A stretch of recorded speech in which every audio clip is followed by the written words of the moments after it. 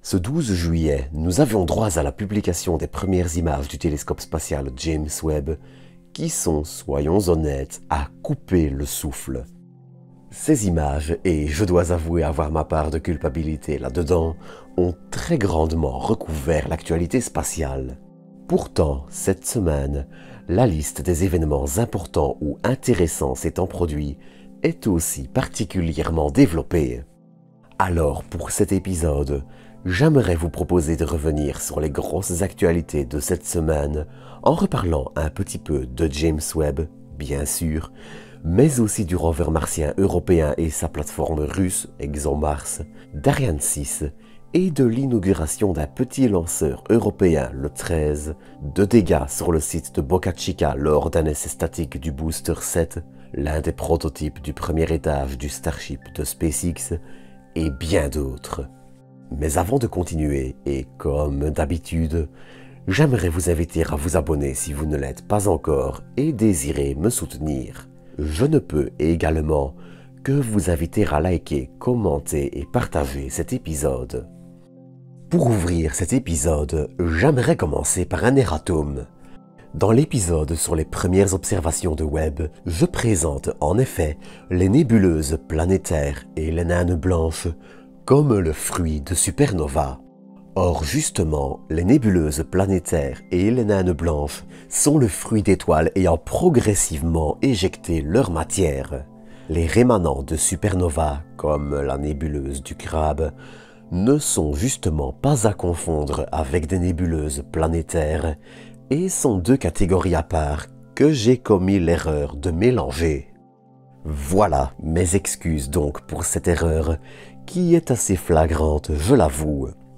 Pour me faire pardonner, je vous mets le QR code et en description le lien d'une recette de tarte à la banane en complément de mes plus sincères excuses. Sur ce, je vous propose, pour attaquer cet épisode, de reparler encore un peu de Webb. Comme vous le savez, ce 12 juillet, les premières données du télescope spatial nous étaient révélées, comprenant, entre autres, des observations de l'exoplanète gazeuse d'une demi-masse jovienne et très proche de son étoile, WASP 96b. Eh bien, les observations de Webb ont permis, notamment, de démontrer la présence de nuages d'eau dans l'atmosphère de la planète gazeuse, ce qui est, sans être phénoménal, un point suffisamment intéressant pour le souligner.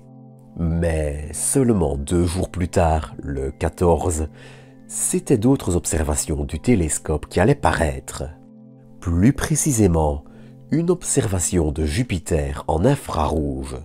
Alors, je ne vais pas non plus m'attarder longtemps sur ces images. Bien qu'elles soient d'une bonne qualité, il n'y a pas non plus énormément à dire à leur sujet. On notera que le gros point lumineux, à gauche, c'est Europe, dont on voit l'ombre à gauche de la grande tache rouge, située sur la droite de Jupiter. Ces observations ont également permis d'obtenir des images d'une assez bonne qualité des très faibles anneaux de Jupiter. Mais assez parlé de James Webb. Cet épisode est à la base dédié aux actualités qu'il a éclipsées et de toute façon, je crois ne pas trop prendre de risques en disant qu'on en reparlera bientôt.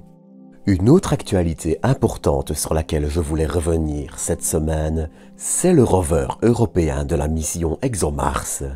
J'en avais déjà parlé il y a quelque temps, mais le rover, important pour rechercher des traces de vie passées sur Mars, notamment à l'aide d'une foreuse, est une coopération entre l'Europe, qui construit le rover, et la Russie, qui construit la plateforme d'atterrissage. Malheureusement, je ne vous apprends rien si je vous dis que dans le contexte actuel, la coopération est mise à mal.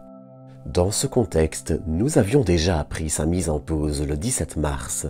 Eh bien, il y a quelques jours, on apprenait, même si l'information ne relève pas de la grande surprise, la fin de la collaboration entre l'ESA et Roscosmos, l'agence spatiale russe, sur la mission ExoMars 2022 qui, du coup, après déjà 2 reports, ne décollera pas non plus en 2022. Même si, encore une fois, ce n'est pas une énorme surprise. Pour envoyer le petit rover de 300 kg sur Mars, l'agence spatiale européenne va donc maintenant devoir prendre une décision entre soit se tourner vers la NASA, si le budget de l'agence américaine le permet, ou développer un atterrisseur européen dans ce but.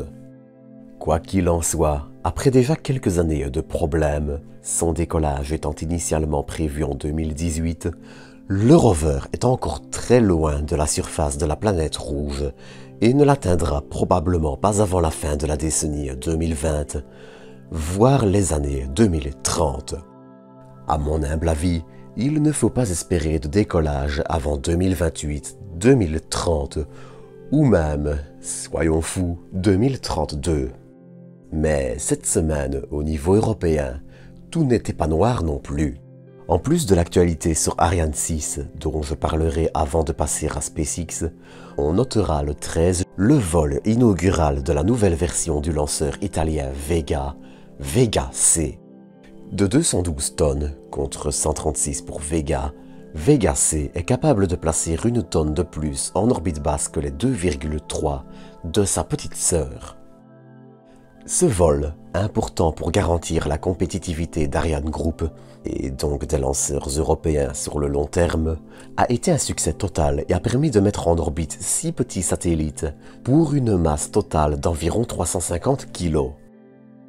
Mais bien évidemment, on ne peut parler de l'avenir des lanceurs européens sans parler de la prochaine génération d'Ariane, Ariane 6. Et ça tombe bien car de ce côté-là aussi, les choses avancent. On notera ainsi le 11, à quelques heures de la publication des premières images de James Webb, l'arrivée du premier et du second étage de la première Ariane 6 qui se tiendra sur son tout nouveau pas de tir dédié et flambant neuf. Alors attention, il faut néanmoins préciser qu'il ne s'agit pas encore ici d'un exemplaire de vol. 3 des 4 boosters à poudre seront des maquettes et le 4e sera rempli de carburant inerte. L'objectif de cette Ariane 6, qui nous permettra tout de même de profiter de l'image d'une Ariane 6 sur son pas de tir, sera tant d'essayer les différents systèmes du lanceur que son pas de tir qui, malgré une assez large campagne d'essai, aura aussi besoin d'essais en conditions réelles avant le décollage de la première Ariane 6 qui devra avoir lieu en 2023 et a subi plusieurs retards partiellement liés à la pandémie. Mais à quelques heures de la publication de la première image de Webb, il y a eu une autre actualité notable. Le premier essai statique de Super Heavy, le premier étage qui propulsera le Starship de SpaceX, avec ses 33 moteurs Raptor. Malheureusement, de ce côté, tout ne semble pas s'être passé comme prévu. On en ignore encore les détails pour le moment, mais il semblerait néanmoins que le pas de tir ait subi quelques dégâts modérés, tout comme le Booster 7 d'ailleurs, qui devrait apparemment subir quelques réparations dans son bâtiment d'assemblage, même si certains remplacements de moteurs auraient déjà commencé.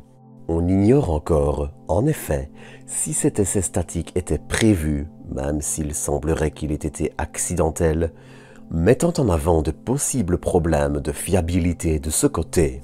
Si SpaceX menait en effet des essais de remplissage des réservoirs, ce qui est certain, on ne peut néanmoins que s'interroger sur la façon dont l'incident, qui n'a heureusement pas provoqué de dommages majeurs et fait de blessés, la zone étant évacuée à chaque remplissage, s'est produit. Quoi qu'il en soit, si de nouvelles informations tombent, ce sera certainement un sujet à suivre de près, tout comme la plupart des sujets évoqués dans cet épisode d'ailleurs. En attendant, c'est ici que je vais vous quitter pour aujourd'hui. Comme d'habitude, j'espère que vous aurez apprécié cet épisode et je vous donne rendez-vous dans quelques jours pour un nouveau. D'ici là, prenez soin de vous, prenez soin des autres et à très bientôt pour de nouvelles doses d'espace.